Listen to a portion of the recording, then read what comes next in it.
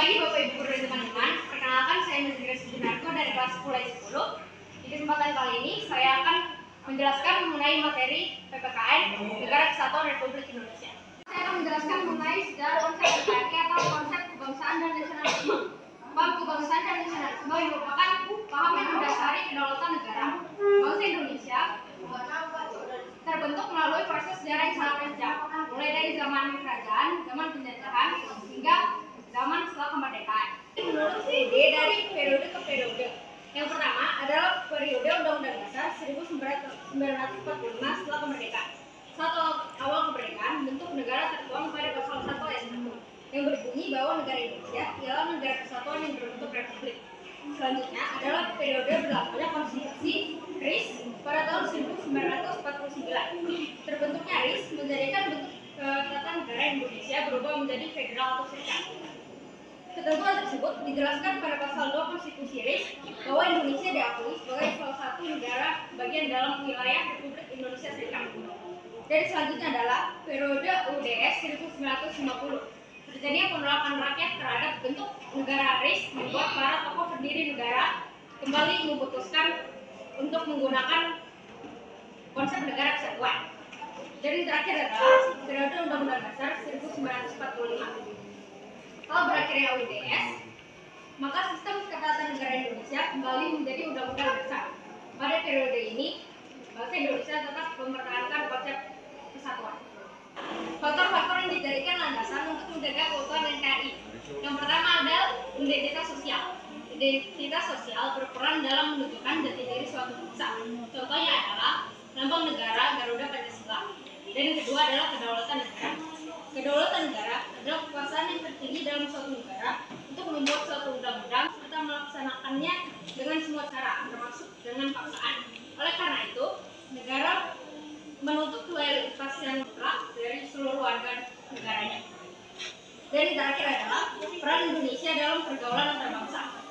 Negara Indonesia menganut sistem politik bebas aktif, yang berarti negara Indonesia bebas menentukan sikap dan kebijaksanaannya terhadap berbagai permasalahan internasional yang ada.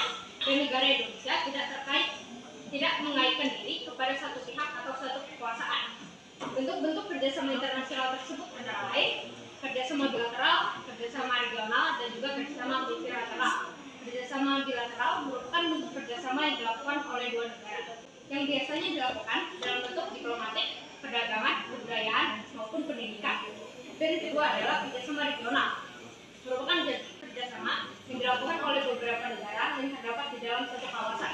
Dan yang terakhir adalah kerjasama multilateral, merupakan bentuk kerjasama yang dilakukan oleh beberapa negara. Sekian penjelasan dari saya. Bila ada yang ingin bertanya, silakan. Bertanya, nama saya Zafira Nusantara dari kelompok 1. Yang pertama, apa contoh dari kerjasama regional? Baik, saya akan menjawab pertanyaan dari Zafira. Contoh kerjasama regional yang dilakukan oleh Indonesia adalah keikutsertaan Indonesia dalam ASEAN, AFF, dan juga APEC. Yang kedua, adakah Indonesia turut aktif dalam pelaksanaan Indonesia? Ya, ada. Contohnya adalah ikut serta dalam membantu penyelesaian konflik Kamboja dengan mensponsori penyelenggaraan Jakarta Informal Meeting. Ya, terima kasih. Saya Muhammad dari kelompok 5 izin bertanya. Yang pertama, bagaimana contoh identitas nasional selain dari burung Garuda Pancasila? Contoh dari identitas nasional selain burung Garuda Pancasila adalah bahasa Indonesia dan juga bendera negara Sasaka Merah Putih. Pertanyaan yang kedua, sebutkan contoh dari kerjasama bilateral. Contoh dari kerjasama bilateral adalah kerjasama pertanian antara Indonesia dan Thailand. Saya Tagus Pribadi Pratama dari kelompok 2 izin bertanya. Pertanyaannya saya yang pertama, apa saja contoh kerjasama multilateral? Baik, saya akan menjawab pertanyaan dari saudara Tambu. Contoh kerjasama multilateral adalah United Nations dan juga World Trade Organization. Oke, pertanyaan yang selanjutnya sekaligus yang terakhir yaitu apa saja fungsi dari identitas nasional? Fungsi dari identitas nasional adalah sebagai pemersatu bangsa dan juga sebagai media penunjukan jati diri suatu bangsa. Ya, terima kasih. Nama saya Tiara Marani dari kelompok 6. Bertanya, pertanyaan saya yang pertama, mengapa bentuk negara federal tidak dapat diterapkan di Indonesia? Baik, saya akan menjawab pertanyaan dari itu. Mengapa federal tidak cocok diterapkan di Indonesia. Dikarenakan Indonesia terdiri dari berbagai keanekaragaman suku, agama, ras, dan juga budaya. Pertanyaan saya kedua, apa peran generasi muda dalam mempertahankan dan menjaga persatuan dan kesatuan Indonesia? Peran yang dapat dilakukan oleh generasi muda adalah dengan memperkuat nilai-nilai kebangsaan, memanfaatkan teknologi untuk membangun persatuan, dan juga meningkatkan rasa nasionalisme. Ya, penjelasan dari saya. Saya mohon maaf bila ada salah kata atau perilaku saya yang kurang berkenan. Saya ucapkan terima kasih.